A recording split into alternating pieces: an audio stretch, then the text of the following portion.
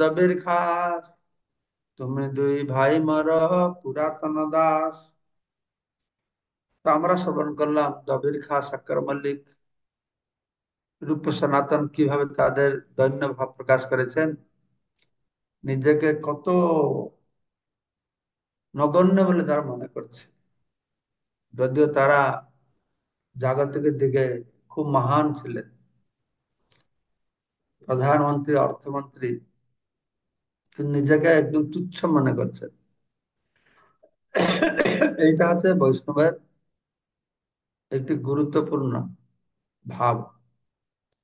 কিন্তু একটা একটা মনে রাখতে হবে যে নিজেকে তুচ্ছ বলে মনে করবে, কিন্তু তুচ্ছের মতন কাজ করবে না।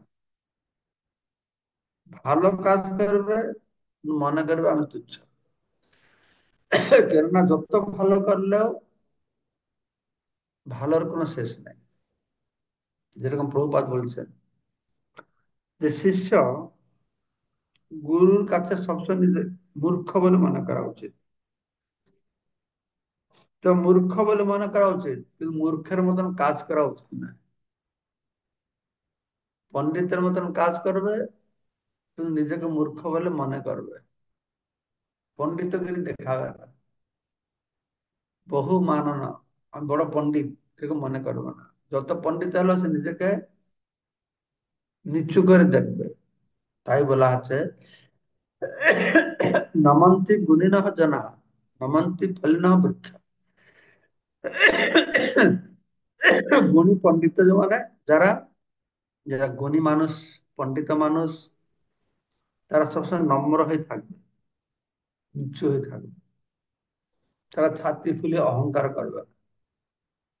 পণ্ডিতের মধ্যে কিছু আছে এরকম, তারা অহংকার করে। কেশব কাশে এরকম ছিল, মহাপুরুষ কাছে ভালো শিক্ষা পেল। আম গাছ আম থাকবে না, তার ডালপালা গুলো উপরের দিকে থাকবে। আম হলে কি হবে, গাছটা নিচু হবে। ঠিক আছে। তো এইভাবে রূপ সনাতন নিজের দৈন্য ভাব প্রকাশ করছিল। শুনে মহাপ্রভু কহে, শুনো দবির খাস, তুমি দুই ভাই মর পুরাতন দাস। তো মহাপ্রভু বলছেন, দবির খাস শক্কর মল্লিক প্রার্থনা শ্রবণ করে, তখন তো রূপ সনাতন নাম হয় না, প্রথম দর্শন হয়েছে। তো মহাপ্রভু বলছে, প্রিয় দবির খাস, আমরা দুই ভাই, আমার পুরাতন বৃদ্ধ। তো কৃষ্ণ অবতারেও এই রূপমঞ্জরি ছিলেন। সনাতন গোস্বামী কি মঞ্জরি ছিলেন আমি জানি না, কোনো কিছু থাকবে একটা। ভগবান যখন এখানে আসেন, শ্রীকৃষ্ণ চৈতন্য প্রভু জীবে দয়া করি সব পার্শ্বদস্য ধাম সহবতী, তিনি তার পার্শ্বদেরকে নিয়ে আসেন। তার বাবা মা, ভাই বন্ধু, এ আমাদের মতো নয়। আমি যখন যে বাড়িতে জন্ম হয়, বাবা মা পূর্ব জন্মে যে তার বাবা মা ছিল তা নয়, কিন্তু পূর্বজন অন্য কেউ বাবা মা ছিল, এই জন্য এই বাবা মা পেয়েছে। হুম, তো ভগবান বাবা মা ফিক্স আছে, যেই স্বরূপে তিনি আসবে সেই স্বরূপের বাবা মাকে এখানে প্রকট করাবে। তার প্রিয়জন যারা সেবক প্রকট করাবে, তারা পার্শ্বদেরকে, সব পার্শ্বদস্য ধাম স্বভাব, তার ধাম পার্শ্বদেরকে নিয়ে আসবে। তখন মহাপ্রভু বললেন, তুমি দুই ভাই মোর পুরাতন দাস। তারপর সঙ্গে সঙ্গে নাম দিয়ে দিলেন, আজি হইতে দুহার নাম রূপ সনাতন, দৈন্য ছাড়া তোমার দৈন্যে ফাটে মোর মন। তোমাদের দৈন্য ভাব দেখে আমার হৃদয় বিদীর্ণ হয়ে যাচ্ছে। হ্যাঁ, আজকে তো তোমাদের নাম হলো রূপ সনাতন। রূপ সনাতন ছিল সাক্ষর মল্লিক দবির খাস। তার পূর্বে তাদের নাম ছিল আলাদা, সাক্ষর দবির খাস। আমি ভুলে গেলাম, মনে ছিল আমার, ভুলে গেলাম তাদের নামটা কি ছিল। তো তাৎপর্য বলছেন যে প্রকৃতপক্ষে সে চৈতন্য মহাপ্রভু দবির খা সাক্ষর মল্লিকে দীক্ষা দিলেন, হ্যাঁ, নাম পরিবর্তন করে দীক্ষা দিলেন। তারা অত্যন্ত বিনীতভাবে মহাপ্রভু শরণাগত হয়েছিলেন। তো মহাপ্রভু তার পুরাতন ভৃত্য বা নিত্য দাস রূপে গ্রহণ করেছিলেন, তাদের নাম পরিবর্তন করেছিলেন। এই দৃষ্টান্ত থেকে বোঝা যায় যে দীক্ষার সময় শ্রী গুরুদেব কর্তৃক শিষ্যের নাম পরিবর্তন করাও দীক্ষার একটি বিশেষ অঙ্গ। তো আমাদের ইস্কনে কি করা হয়, দীক্ষার সময় গুরুদেব শিষ্যকে নতুন নাম দেন। এই নতুন নামটা কি? নতুন নামটা আছে সে জীবের আসল স্বরূপ। জীবের আসল স্বরূপটা কি? আসল স্বরূপ হচ্ছে কৃষ্ণের নিত্য দাস। তাই গুরুদেব কি করেন, কৃষ্ণ, রাম, নারায়ণ, গৌরাঙ্গ এই সমস্ত বিষ্ণু নামের সঙ্গে দাস যুক্ত হয়। আগের যে উপাধি ছিল, আমি চক্রবর্তী, সরকার, হ্যাঁ, আর কি কিছু অনেক আছে, বাংলায় উপাধি আছে না, বন্দ্যোপাধ্যায়, বিভিন্ন উপাধি আছে। এই সর্ব উপাধি বিনির্মুক্ত। এগুলো উপাধি, চৌধুরী উপাধি, চক্রবর্তী উপাধি, হম, এই উপাধিকে বাদ দিয়ে গুরুদেব যখন দীক্ষা দেন কি করেন, তার স্বরূপের নামটি প্রদান করেন। তুমি হরিদাস, কৃষ্ণদাস, রামদাস, নারায়ণ দাস, হ্যাঁ। তো তাই বলা হয়েছে যে দীক্ষা, সরি সরি, সংখ্যা চক্রাদ্যু ঊর্ধ্ব ঊর্ধ্বপুণ্ড ধারণাধ্যাত্ম লক্ষণম তার নামকরণম চৈব বৈষ্ণব তু মিহ উচ্যতে। দীক্ষার পর দীক্ষিত শিষ্য যে শ্রী বিষ্ণুর ভক্ত, তার নির্দেশ করার জন্য শিষ্যের নাম পরিবর্তন করা কর্তব্য। তৎ নামকরণম, তাকে নামকরণ করতে হবে। দীক্ষার পর শিষ্যকে অবশ্যই তার শরীরের দ্বাদশ সঙ্গে বিশেষ করে ললাটে ঊর্ধ্বপুণ্ড ধারণ করতে হবে। এগুলো যে যথার্থ বৈষ্ণবের লক্ষ্য। এখানে যে বর্ণনা করা আছে শঙ্খ চক্র ঊর্ধ্বপুণ্ড ধারণা, এই শঙ্খ চক্র রামনাথ সম্প্রদায় তারা কি করে, দুই বাহুতে শঙ্খ চক্র দাগ বসায়। তো আমরা সেটা করি না, কিন্তু আমরা দ্বাদশ তিলক ধারণ করি, দ্বাদশ তিলক ধারণ করি। তো এগুলি হচ্ছে যথার্থ বৈষ্ণবের লক্ষ্য। এই শ্লোকটি পদ্মপুরাণ উত্তরখণ্ড থেকে উদ্ধৃত করা হয়েছে। সহজ যারা নাম পরিবর্তন করে না, তাই তাদের গৌড়ীয় বস্তুগুলি স্বীকার করা যায় না। যারা দীক্ষার সময় নাম পরিবর্তন করে না, তারা গৌড়ীয় বৈষ্ণব নয়। কেউ যদি দীক্ষার পর তার নাম পরিবর্তন না করে, তাহলে বুঝতে হবে যে সে তার দেহাত্ম বুদ্ধি বজায় রেখেছে। অর্থাৎ সে দেহকেই আত্মা বলে মনে করেছে, সে আত্মাকে জানে না। আত্মা যে ভগবানের দাস, সেটা সে জানে না। দৈন্যপত্রী লেখি মরে পঠাইল বারবার, সেই পত্রী দ্বারা জানি তোমার ব্যবহার। এই কয়েকদিন আগে আপনাদের মধ্যে কেউ জন জিজ্ঞাসা করছিল যে মহাপ্রভু কি প্রথম সাক্ষাৎ দেখা জানাশোনা হলো, না আগে থেকে জানাশোনা ছিল? তো সাক্ষাৎ হলো প্রথম, কিন্তু রূপ সনাতন মহাপ্রভু সম্পর্কে আগে জানতেন। তাই এখানে বলছেন তোমরা বারবার অত্যন্ত ধন্যভাবে আমাকে পত্র লিখেছ, সেই পত্র থেকে আমি তোমাদের ব্যবহার সম্বন্ধে জানতে পেরেছি। মহাপ্রভু, তোমার হৃদয়ে আমি জানি পত্রিতারে, তোমা শিখাইতে শ্লোক পাঠাইল তোমারে। অর্থাৎ মহাপুরুষ সঙ্গে রূপ সনাতনের সাক্ষাতের পূর্বে মহাপুরুষের সঙ্গে যোগাযোগ ছিল, পত্র তারা পাঠিয়েছিল, এবং তার উত্তরে মহাপুরুষটা শ্লোকও তাকে পাঠিয়েছিল।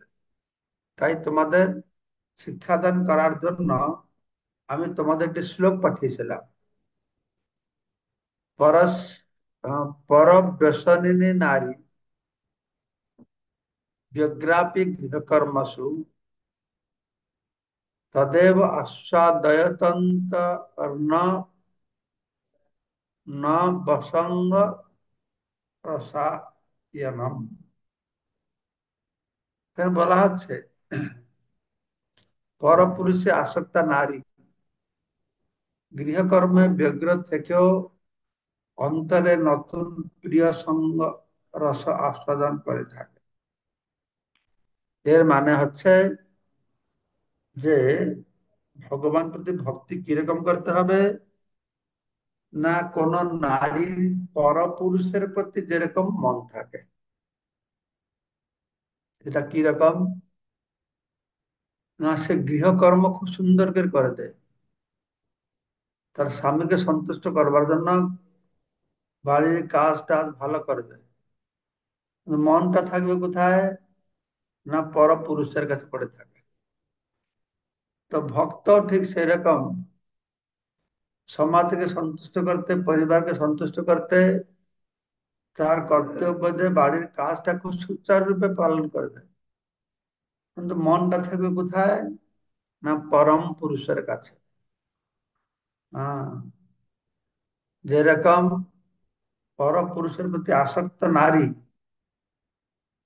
গৃহকর্মে ব্যগ্র থেকেও পরপুরুষের সঙ্গ রসাস্বাদন করে, তো ভক্ত সেরকম তার গৃহকর্মে জাগতিক কর্মে ব্যস্ত থাকবে, পরম পুরুষ সঙ্গ রসাস্বাদন করে সবসময়। যারা গৃহস্থ ভক্ত আমাদের আছেন, তারা মন্দিরে এসে আনন্দ ফুর্তি, কত আনন্দ, তো তাদেরকে আবার বাইরে গিয়ে চাকরি করতে হয়, এটা ভালো লাগে না। কিন্তু চাকরির সময়ও তাদের মনে থাকে কবে উৎসব হবে, কবে আমি মন্দিরে যাব, কবে রাধা গোবিন্দকে দর্শন করবো। হ্যাঁ, এইরকম ভাবটাই থাকবে। গৌড় নিকটে নিকট আসিতে নাহি মোর প্রয়োজন, তোমা দুমা দেখিতে মোর ইহা আগমন। মহাপ্রভু বলছেন এখানে আসা আমার আমার কোন দরকার নেই, আমি শুধু এসেছি তোমাদেরকে, তোমাদেরকে দেখার জন্য, তোমাদেরকে উদ্ধার করার জন্য। এই মোর মনের কথা কেহ নাহি জানে, সবে বললে কেনে আইলা রামকলি গ্রামে। সবাই বলছে যে আমি কেন রামকলি এসেছি, কিন্তু তারা জানে না তুমি কেন এসেছি। তার মানে ঈশ্বর আগে থেকে প্ল্যান করা, মহাপুরুষ প্ল্যান করা।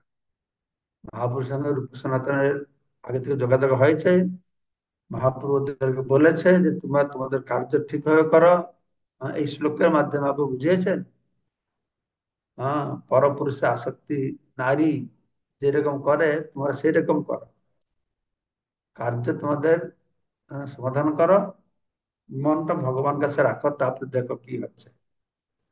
তো এই জন্য আমি এসেছি, আমার অন্য কোনো কাজ নেই। ভালো হইল দুই ভাই আইলা মোর স্থানে, ঘরে যাও ভয় কিছু না করিহ মানে। তোমার দুই ভাই বাড়িতে যাও, কোনো ভয় করতে হবে না। ঠিক আছে। জন্মে জন্মে তুমি দুই কিঙ্কর আমার, অচিরাতে কৃষ্ণ তোমায় করিবে উদ্ধার। জন্মে জন্মে তোমরা দুজন আমার নিত্য সেবক, আমি নিশ্চিত ভাবে জানি যে অতি সত্বর তোমাদের উদ্ধার হবে। এত বলি দুহার শিরে ধরিল দুই হাতে, দুই ভাই প্রভু পদ নিল নিজ মাতে। তো মহাপ্রভু কি করলেন, রূপ সনাতনের মাথার উপরে হাত দিয়ে রাখলেন। রূপ সনাতন কি করলো, মহাপ্রভু চরণ কমল নিয়ে তার মাথার উপরে স্থাপন করলেন। দোহা লিঙ্গিয়া প্রভু বলিল ভক্তগণে, সবে কৃপা করি উদ্ধার এই দুই জনে। এই দুজনকে আলিঙ্গন করে মহাপুরুষ স্বয়ং কৃপা করলেন। কিন্তু তৎসঙ্গে সঙ্গে ভক্তের কৃপা, বৈষ্ণবের কৃপা যে খুব জরুরি দরকার, সেটা জগৎবাসীর কাছে প্রকাশ করার জন্য তিনি সমস্ত ভক্তদেরকে বললেন, হ্যাঁ, তোমরা এদেরকে কৃপা করো, সবে কৃপা করি উদ্ধার, এই দুজনকে উদ্ধার করো, দুজনকে উদ্ধার করো। দুইজনে প্রভুর কৃপা দেখি ভক্তগণ, হরি হরি বলে সব আনন্দিত মন, হরি বল। তো দুইজনে প্রতি প্রভুর কৃপা দেখে সমস্ত ভক্তরা একদম আনন্দে হরি হরি ধ্বনি তারা করছে। নরোত্তম দাস ঠাকুর বলছেন, ছাড়িয়া বৈষ্ণব সেবা নিস্তার পাইয়াছে কেবা। ভগবান কৃপা করলে হবে না, বৈষ্ণব কৃপা লাগবে। বৈষ্ণব সেবা না করে কখনো জড় জগতের বন্ধন থেকে মুক্ত হওয়া যায় না। সদ্গুরু শিষ্যকে উদ্ধার করার জন্য দীক্ষা দান করেন, তো শিষ্য যদি অন্য বৈষ্ণবদের চরণে অপরাধ না করে, গুরুদেব নির্দেশ পালন করবে, তাহলে তার পথে সুগম হবে। আমি ভগবান পেয়ে গেছি, গুরু লাগবে না। গুরু পেয়ে গেছি, আবাস অন্য কোনো বৈষ্ণব পাত্তা দেবে না। এটা আমাদের ভাব অনেক আছে। আমরা যদি গুরুদেবকে সম্মান করি, আমরা যদি ভগবানকে সম্মান করি, গুরুকে সম্মান করি, তাহলে ভগবানকে পাবো না। গুরুকে সম্মান করে যদি বৈষ্ণবকে সম্মান না করি, তাহলে আমাদের ভক্তি জীবনের উন্নতি করবে এগোনো খুব মুশকিল হয়ে যাবে। তাই আমাদের বৈষ্ণব চরণে যেন অপরাধ না হয়, এই চেষ্টা করতে হবে। তাই চৈতন্য মহাপ্রভু সেখানে সমবেত সমস্ত বৈষ্ণবদের অনুরোধ করেছিলেন, তার জন্য নবদীক্ষিত রূপে রূপ না নবদীক্ষিত রূপ রূপ সনাতনকে কৃপা করেন। তো মহাপ্রভু বৈষ্ণব বলছে, তোমরা এই নতুন ভাবে দীক্ষা প্রাপ্ত হলো, রূপ সনাতন কৃপা করো। কোন বৈষ্ণব যখন দেখেন যে অন্য কোন বৈষ্ণব ভগবানের কৃপা লাভ করছেন, তো তিনি খুব আনন্দিত হন। বৈষ্ণবরা ঈর্ষা পরায়ণ নয়। যদি কেউ সদ্গুরু প্রাপ্ত হলো, দীক্ষা পারলো, নাম পেলো, ভগবানের সেবায় লাগলো, তখন আমাদের দুঃখ করা ঠিক নয়, ঈর্ষা করা ঠিক নয়। সেই দীক্ষা পেলো মানে কি, সদ্গুরু আশ্রয় থেকে ভগবানের আশ্রয় লাভ করলো, তাতে আনন্দ পাওয়া উচিত।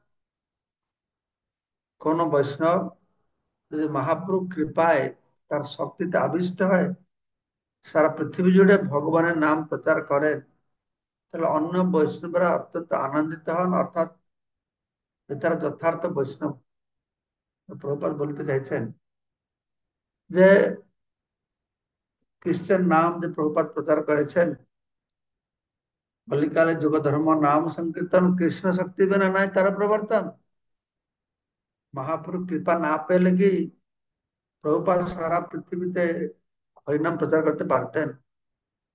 তো মহাপ্রভুপাদ এটা নিজে এখানে লিখছেন, তার নাম যদি উল্লেখ করেননি, তিনি বুঝাতে চাইছেন যে সারা পৃথিবীতে আমি যে প্রচার করছি, এটা মহাপ্রভু কৃপার্থে হচ্ছে, তার শক্তি আবিষ্ট হয়েছে, তিনি আমার মাধ্যমে প্রচার করছেন, নাম প্রচার করছেন। তো তাতে বৈষ্ণবরা আরো আনন্দিত হওয়া উচিত। যথার্থ বৈষ্ণব হবে, সে খুব আনন্দ পাবে। যারা বৈষ্ণবের সাফল্য দর্শন করে ঈর্ষা পরায়ণ হবে, তারা বৈষ্ণব না। পক্ষান্তে তারা হচ্ছেন সাধারণ বিষয় মানুষ। হিংসা, দেশ, আশ্চর্য এগুলি বিশ্বাসক্ত মানুষের মধ্যে দেখা যায়, বৈষ্ণবের মধ্যে নয়। যারা বিষয়ী, ভৌতিকবাদী, ভোগবাদী, তাদের দেশে থাকবে, তাদের হিংসা থাকবে, তারা অপরের ভালো দিলে সহ্য করতে পারবে না। বৈষ্ণবদের এরকম থাকা উচিত নয়, কিংবা যাদের মধ্যে এরকম থাকবে তারা বৈষ্ণব। অর্থাৎ যে পর্যন্ত আমাদের মধ্যে হিংসার দেশ আশ্চর্য রয়েছে, আমার নিজেকে জানা উচিত, ভাই আমি বৈষ্ণব হতে পারি না, আমি কি করে বৈষ্ণব হবো? আমার মধ্যে তো হিংসার দেশ আচরণ সব রয়েছে। তো ভগবানের দিব্য নাম প্রচারে কোন বৈষ্ণব যদি সফল হন, তাহলে অন্য বৈষ্ণবরা তার প্রতি ঈর্ষাপরায়ণ হবেন কেন? কোন বৈষ্ণব যখন ভগবানের করুণা বিতরণ করেন, তখন অন্য বৈষ্ণবরা তার প্রতি অত্যন্ত প্রসন্ন হয়। বৈষ্ণবের পোশাক পরিহিত সন্ন্যাসীদের শ্রদ্ধা করার পরিবর্তে বর্জন করা উচিত। তো সেরকম যে বৈষ্ণব খালি পোশাক পরেছে কিন্তু অন্য বৈষ্ণবদের সহ্য করতে পারে না, হ্যাঁ, তার সঙ্গ বর্জন করা উচিত। এটি শাস্ত্রের নির্দেশ। হ্যাঁ, উপেক্ষা করা, মাশ্চর্যপরায়ণ মানুষকে উপেক্ষা করতে হবে। যারা মাশ্চর্য, পরশ্রী কাতর, পরের ভালো দেখতে পারে না।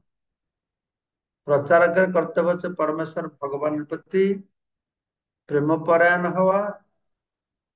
হ্যাঁ, যারা প্রচারক তারা ভগবান প্রতি প্রেম, বৈষ্ণবদের প্রতি বন্ধুত্ব পরায়ণ হবে, তত্ত্বজ্ঞান রহিত প্রতি কৃপা পরায়ণ হবে, এবং যারা ঈর্ষা বা মাশ্চর্য পরায়ণ বিদ্বেষী তাদের উপেক্ষা করে। তাই এটা বর্ণনা করা হয়েছে শাস্ত্রে, যে মধ্যম শ্রেণীর ভক্ত ও কি করবে না, প্রেম, মৈত্রী, কৃপা, উপেক্ষা, এই চারটা জিনিস। প্রেম, মৈত্রী, কৃপা, উপেক্ষা। প্রেম করবে কার সঙ্গে? ভগবান সঙ্গে। মৈত্রী করবে ভগবান ভক্তের সঙ্গে। কৃপা করবে যারা আহ নিরীহ ব্যক্তি, তাদের তত্ত্বজ্ঞান নেই, তাদের প্রতি কৃপা করবে। আর যারা উপেক্ষা করবে, যারা ঈর্ষা মাশ্চর্য করে, তাদের উপেক্ষা করবে। কৃষ্ণ ভাবানুভূতি আন্দোলনে বৈষ্ণবের পোশাক পরিহিত বহু ঈর্ষাপরায়ণ মানুষ রয়েছে, তাদের সম্পূর্ণভাবে উপেক্ষা করা উচিত। বৈষ্ণবের বেশ পরিহিত ঈর্ষাপরায়ণ মানুষদের সেবা করার কোনো প্রয়োজন নেই। নরোত্তম দাস ঠাকুর যখন গেছেন, ছাড়িয়া বৈষ্ণব সেবা নিস্তার পেয়েছে কেবা, তিনি এখানে প্রকৃত বৈষ্ণবদের কথা বলছেন। বৈষ্ণবদের পোশাক পরিহিত ঈর্ষা বা মাশ্চর্য পরায়ণ মানুষের কথা বলেন। ঠিক আছে? তো এইভাবে মহাপ্রভু যখন আলিঙ্গন করে বৈষ্ণবদের কৃপা চাইছেন, বৈষ্ণব সবাই খুব আনন্দ মনে হরিধ্বনি পাইছে। এইখানে রহিল গ্রন্থ অমৃত লহরী, ভজন বলিয়া সবে বল হরি হরি। হরে কৃষ্ণ। তো ঠিক আছে, তাহলে মঙ্গলময় প্রভু বলুন। হরে কৃষ্ণ মহারাজ, প্রণাম মহারাজ, ধন্যবাদ মহারাজ। এই নামহট্টতে, মানে নামহট্টগুলোতে দেখি কে হয়তো ভজন করছেন ভালো, তো আর একজন তাকে অতিক্রম করছে দেখে উম, ঈর্ষা করে। কে হয়তো ভালো প্রবচন দেন, তো আহ, যিনি প্রবচন দিতেন তার ঈর্ষা হচ্ছে। তাহলে মহারাজ এখানে কিভাবে এটাকে নেব, বা কিভাবে এটাকে মহারাজ এখান থেকে বেরিয়ে আসা যাবে মহারাজ? কেউ ভালো প্রবচন দিল, তাহলে আমরা আনন্দ পাবো যে জগতের কল্যাণ হচ্ছে, তার প্রবচন শুনে জগৎবাসীদের কল্যাণ হচ্ছে, এতে আনন্দ পাওয়া উচিত আমাদের। তো যে প্রবচন দিচ্ছে সেদিন নিজের মহিমা বড়াই করে বলছে, সেটা ও দেখবে। কিন্তু আমাদের দেখতে হবে যে যথার্থ প্রবচন দিচ্ছে, ওই কথা বলছে, হ্যাঁ, জগতের কল্যাণ হচ্ছে, মনে করে আনন্দ পেতে হবে। মল্লিকা চিত্র মাতাজি। হরে কৃষ্ণ, প্রণাম। হরে কৃষ্ণ মহারাজ, আপনার চরণে আমার বিনম্র প্রণাম। মহারাজ, আমি জানতে চাচ্ছিলাম যে উম ভগবান কৃষ্ণ এই কলিতে গৌর লীলা করার আহ, মূল উদ্দেশ্য কি মহারাজ? এই কলিতে শুধু নয়, সব সময় যুগ যুগ ধরে ভগবান আসছেন, তার মূল উদ্দেশ্য হচ্ছে তারা, তিনি লীলা বিলাস করবে, লীলা শ্রবণ করে জীব শুদ্ধ পবিত্র হবে এবং তার প্রতি আকৃষ্ট হয়ে ভগবত ধামে যাবে। এটা তার একটা মুখ্য উদ্দেশ্য। আরো যারা ভগবানকে পাচ্ছে না, তার ভক্ত তার জন্য ব্যাকুলিত, এই লীলা শ্রবণ করে তারা আনন্দ পরিত্রাণ লাভ করে। এই হচ্ছে তার লীলা শ্রবণ করে ভক্তি হবে, চিত্ত শুদ্ধি হবে। অন্য অন্য অবতারে তো তিনি কৃষ্ণ বা তার ভগবত্তা নিয়েই তিনি করেছেন, কিন্তু এইখানে গৌর লীলা করার মানে তিনি কেন গৌরাঙ্গ মহাপ্রভু কেন হলেন, ভক্ত রূপে কেন আসলেন, এটা আর কি। তিনি ভক্ত রূপে এসেছেন নিজে আচরণ করে শিখাবার জন্য তাকে কি করে ভক্তি করতে হবে, ঠিক আছে। আর ভক্ত রূপে এসেছেন আমার ভক্ত আমার সেবা করে কি আনন্দ পায় এটা জানার জন্য, ঠিক আছে। হরে কৃষ্ণ। তারপরে কি আছে, ব্রুনেশ গৌর প্রভু, ব্রুনেশ গৌর প্রভু বলুন।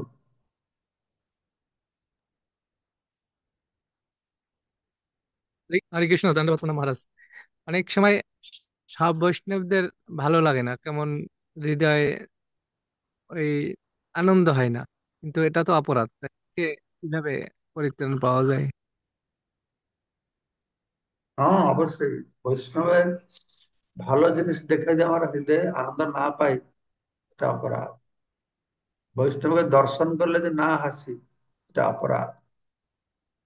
এই জন্য সবসময় মন খোলে, বৈষ্ণবরা যা ভালো করবে তাতে আমাদের আনন্দ হওয়া উচিত, আনন্দ হওয়া উচিত। কমাল সাহ প্রভু। হরে কৃষ্ণ মহারাজ, আপনার শিষ্যনে প্রণাম। তা আজকে আলোচনা থেকে আমরা অনেকগুলো, এখানে আমরা দেখতে পাচ্ছি লাস্টের যে শ্লোকের তাৎপর্যটা বললেন, এখানে অনেকগুলো প্রপাদের মনোভাব আমরা দেখতে পাচ্ছি। তা আসলে প্রপাত মনের থেকে অনেকগুলো, তাহলে প্রপাদের তাহলে এরকম শিকার হয়েছিল নাকি মহারাজ? এখানে অনেকগুলো প্রপাদের মনোভাব আমরা দেখতে পাচ্ছি। অবশ্যই। আর একটা বিষয় হচ্ছে মহারাজ, এখানে এই 208 নম্বর শ্লোকে যে বলা হচ্ছে, দীক্ষার পর নাম পরিবর্তন না করে, তাহলে বুঝতে হবে সে তার দেহাত্ম বুদ্ধি বজায় রেখেছে। তা আমরা তো দীক্ষার পর গুরুদেবের কাছ থেকে দীক্ষা লাভ করে দাস বা মাতা যে হলে দাসী। তো এখন আমি নিজেকে এই দাসত্বতা, কিন্তু আমরা দেখা যাচ্ছে না সে দীক্ষার পর সেই প্রভুত্ব বা আমিত্ব ভাবটা থেকে যাচ্ছে। এর থেকে মহারাজ আসলে হৃদয় থেকে এটাকে কিভাবে নিরস্ত করতে পারি? দীক্ষার বলে আমি দাস হয়ে গুরুদেব দিয়ে দাস, কিন্তু দেখা যাচ্ছে সে দাসের ভাবটা মানে যথাযথভাবে আনতে পারছি না। কিন্তু আমাদের অভ্যাস করতে হবে, জানতে হবে, আমাদের স্বরূপটাকে বুঝতে হবে যে আমরা যে ভগবানের দাস, ভগবানের দাস না হলে তো আমরা মায়ার দাস, আমরা সরকারের দাস, আর গৃহস্থদের স্ত্রীর দাস। সে মনে করেন তো কারণ দাস আছে, তার থেকে ভালো ভগবানের দাস হয়ে থাকে, বৈষ্ণবদের দাস হয়ে থাকি, বৈষ্ণব দাসানুদাস। ঠিক আছে, সবাইকে অসংখ্য ধন্যবাদ আজকে অনুষ্ঠান ধন্যবাদ যোগদান। হরে কৃষ্ণ বাঞ্ছা মহারাজ। আহ, কৃপা সিন্ধু ভ্যেব চ পতিতানাং পাবনেভ্যো কৃপা পূর্বতরুভ্যশ্চ কৃপা সিন্ধু বৈভব পতিতানাং পাবনেভ্যো বৈষ্ণবো নমঃ। প্রণাম মহারাজ। তাই। প্রণাম মহারাজ।